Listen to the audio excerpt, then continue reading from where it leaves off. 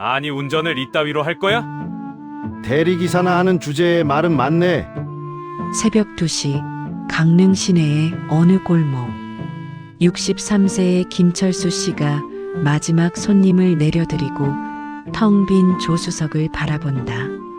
4년 전만 해도 그는 네로라 하는 중견기업이 부동산 관리 및 투자 부서에서 30년을 근무한 부장이었다.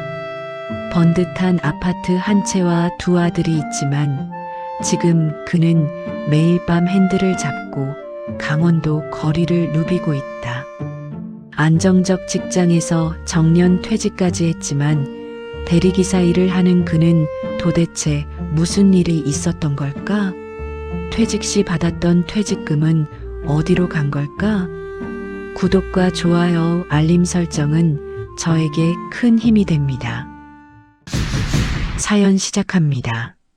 정년 퇴직 후 김철수 씨 부부는 강원도 강릉으로 여행을 떠났다. 단순히 휴식이 목적이었을 뿐 새로운 무언가를 시작하겠다는 생각은 전혀 없었다. 그날따라 날씨가 유난히 좋았다. 햇살이 따뜻했고 바다는 잔잔하게 출렁였으며 길가의 억새는 바람을 따라 유유히 흔들렸다. 바다를 따라 걷다 우연히 들어간 곳이 있었다. 바다가 시원하게 내려다 보이는 오션뷰 베이커리 카페였다. 외관은 멋졌지만 정작 안에 들어가 보니 실망스러웠다. 빵은 맛과 품질에 비해 비쌌고 커피는 흔한 프랜차이즈보다 맛이 없었다. 그런데 놀라운 광경이 펼쳐졌다.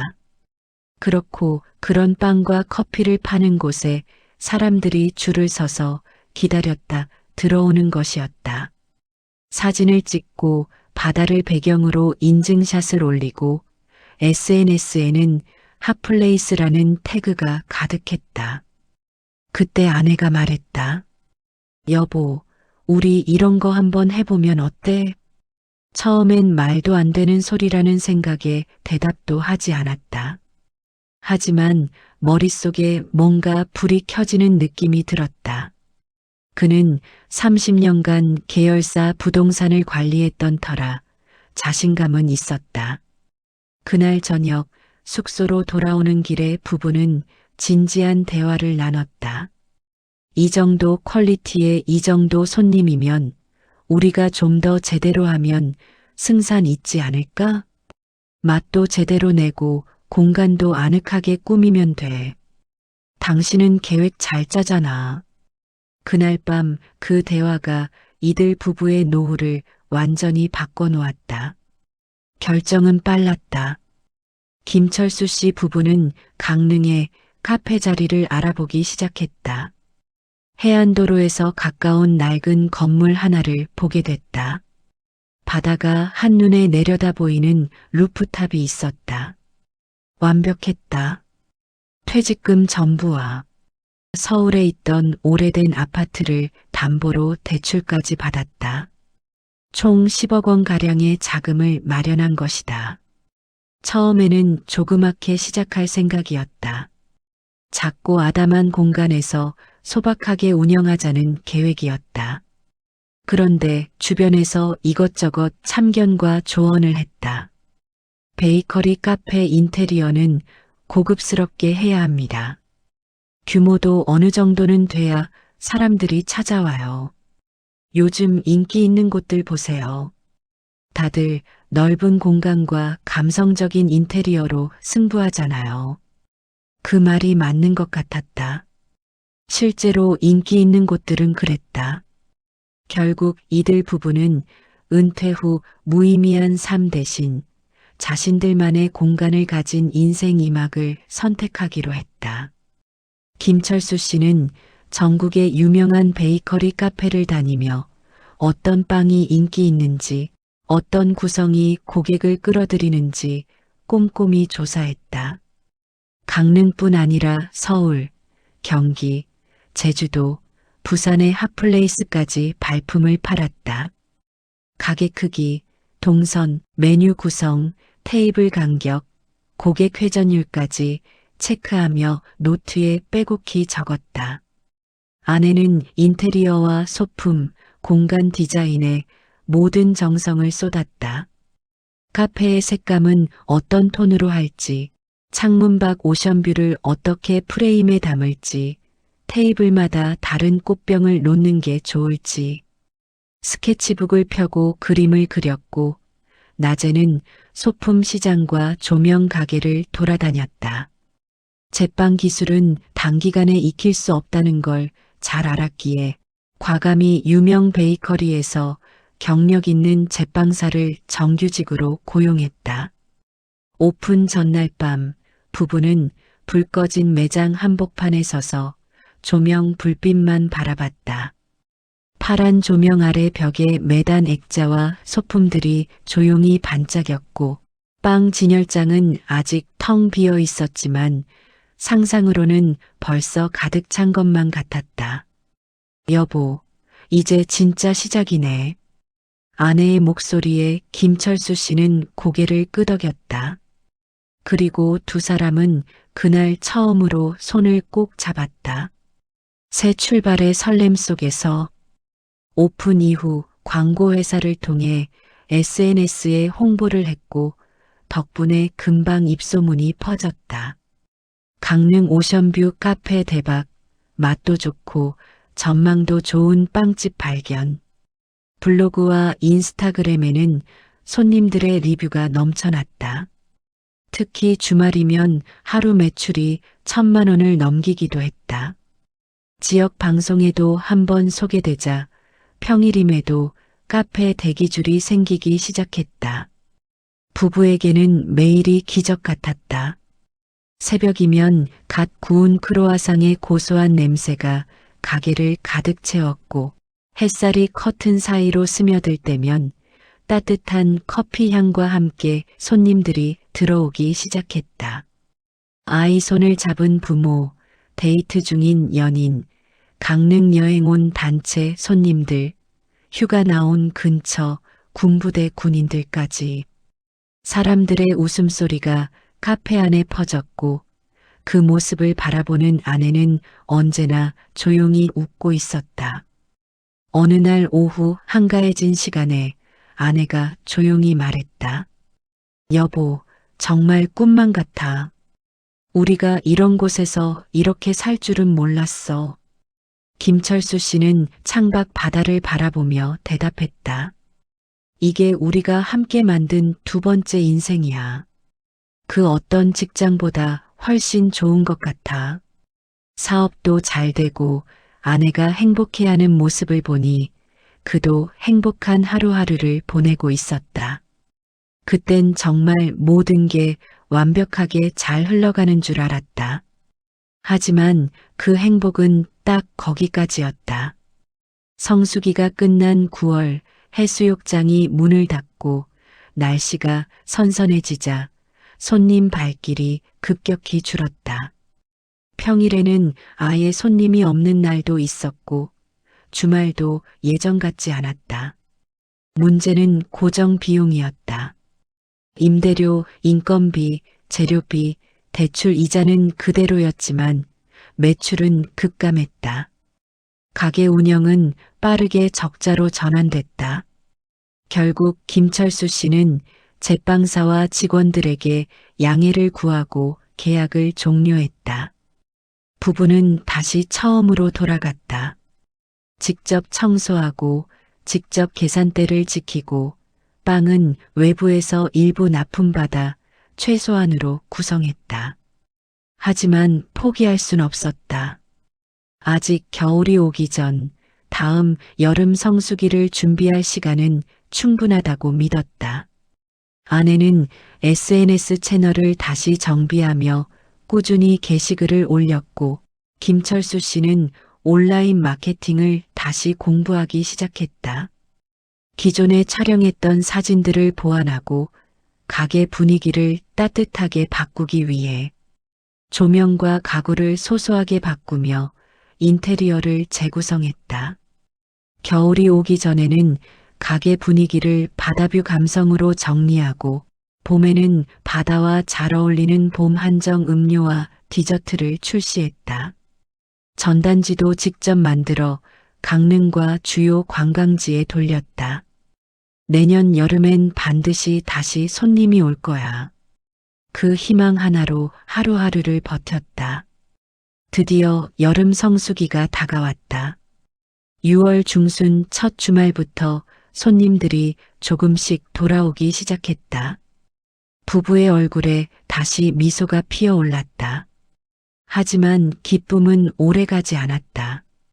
김철수 씨 부부의 카페 바로 옆에 유명 대형 프랜차이즈 베이커리 카페 두 곳이 새로 문을 연 것이다.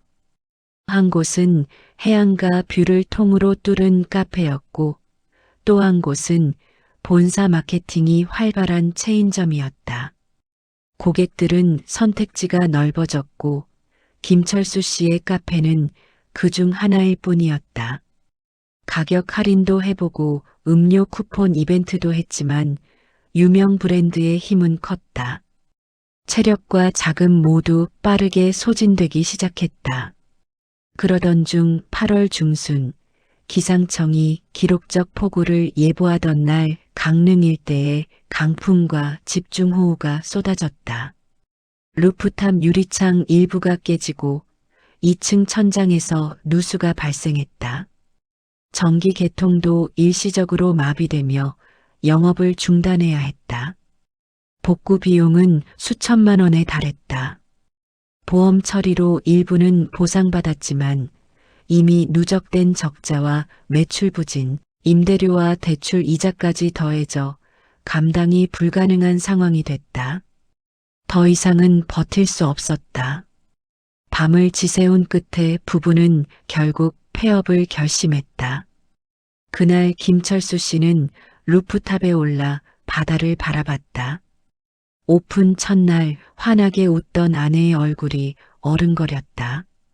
손님들로 북적이던 매장의 소란스러움, 커피향, 갓 구운 빵 냄새가 기억에 맴돌았다.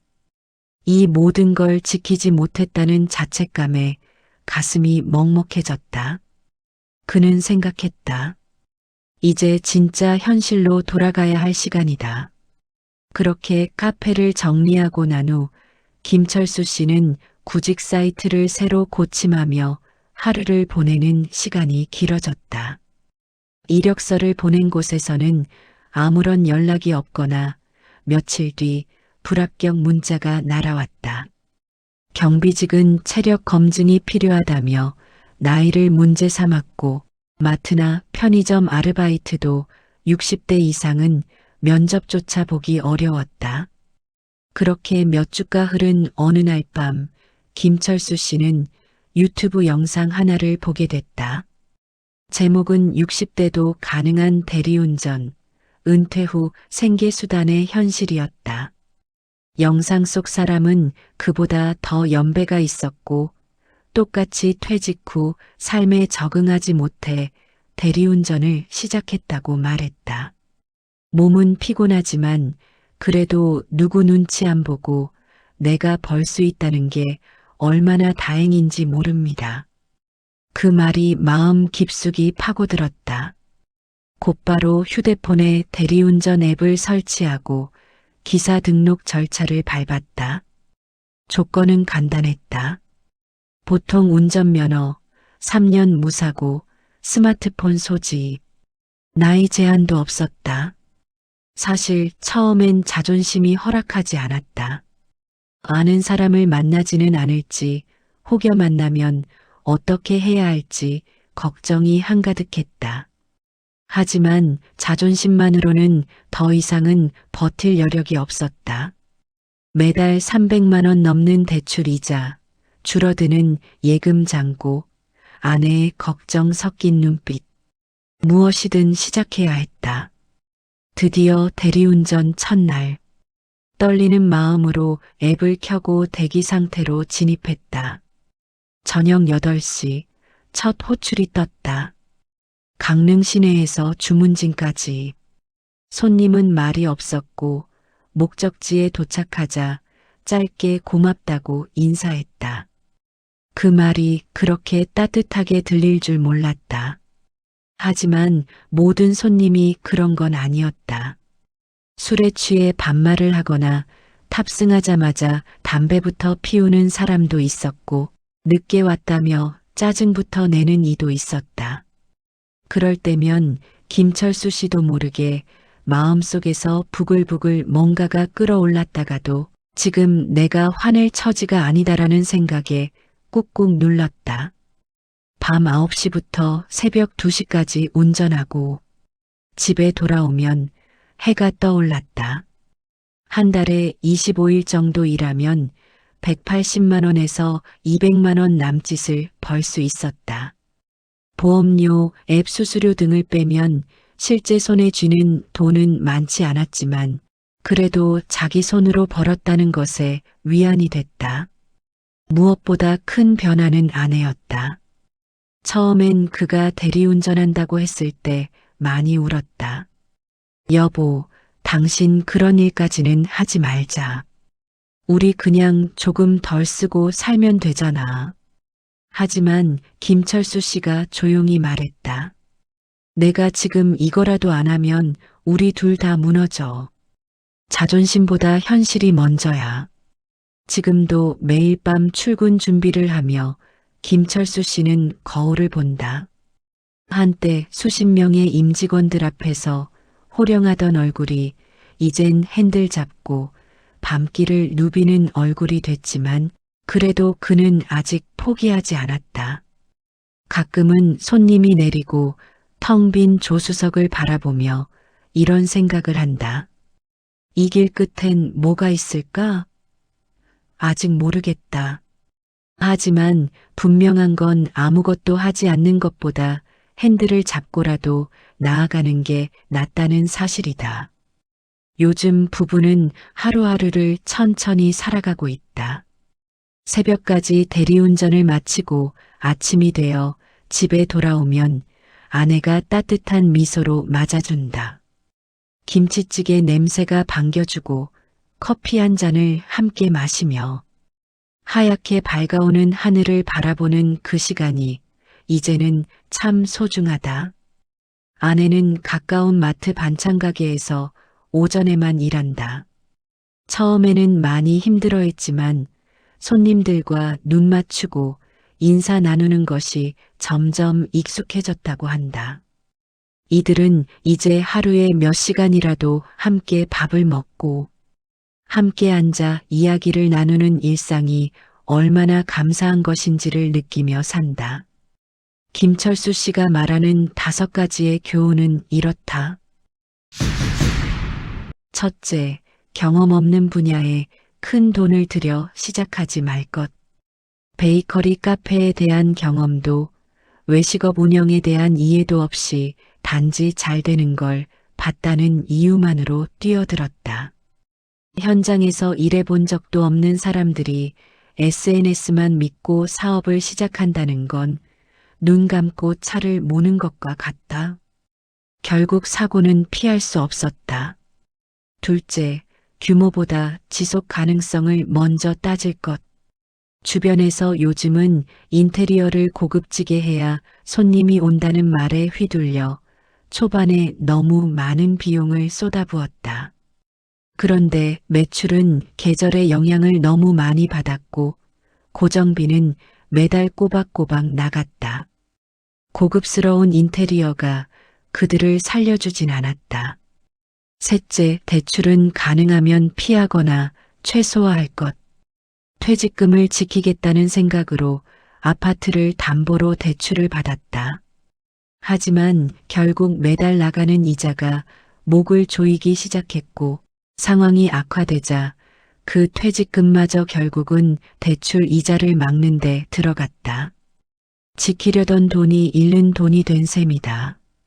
넷째, 비수기 계획이 반드시 있어야 한다. 여름엔 잘 됐지만 가을부터는 예약이 뚝 끊겼다. 관광지는 계절 산업이라는 걸 간과했다.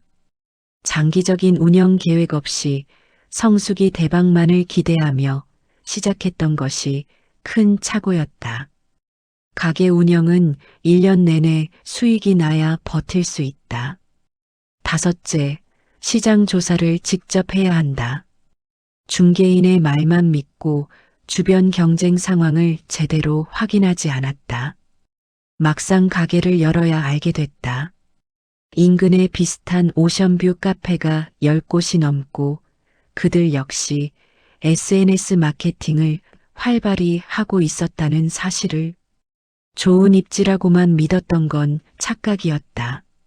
이 5가지를 그때 알았다면 어땠을까? 어쩌면 지금도 바닷가를 보며 웃고 있었을지도 모른다. 아니, 애초에 시작하지 않았을지도 모른다. 아직도 김철수 씨에게 퇴직하고 어떻게 살아야 할까요? 라고 묻는 후배들이 있다. 그럴 때마다 그는 이렇게 말한다. 하고 싶은 걸 하세요. 다만 반드시 그것이 당신이 잘 아는 분야인지 먼저 확인하세요. 그리고 그 일이 실패했을 때도 견딜 수 있는 규모로 시작하세요. 사업은 화려한 꿈이 아니라 냉정한 숫자와 사람과 현실이 맞물리는 곳입니다. 김철수 씨는 그걸 너무 늦게 배웠다.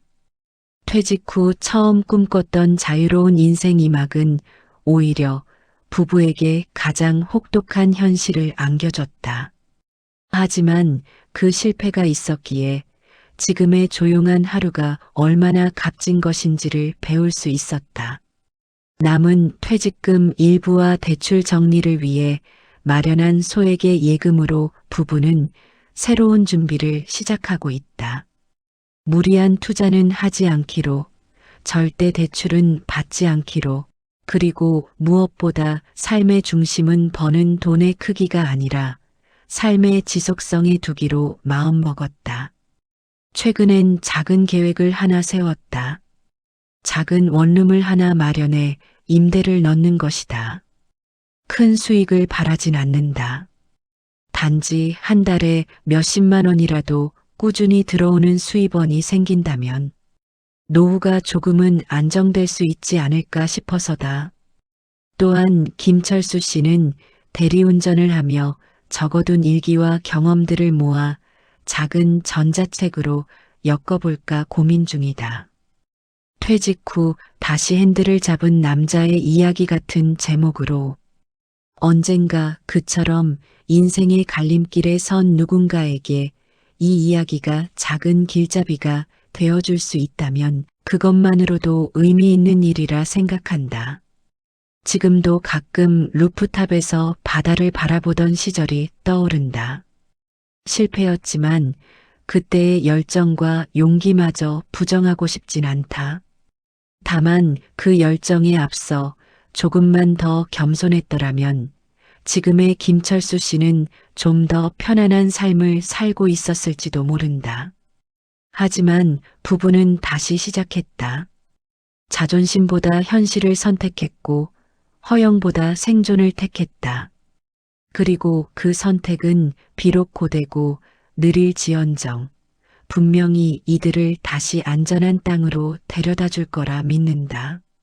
지금 이들이 꾸는 꿈은 단순하다. 빚다 갚고 작더라도 자기 집 한 채 마련하고 손주들 용돈이라도 챙겨줄 수 있는 그런 조용하고 따뜻한 노후.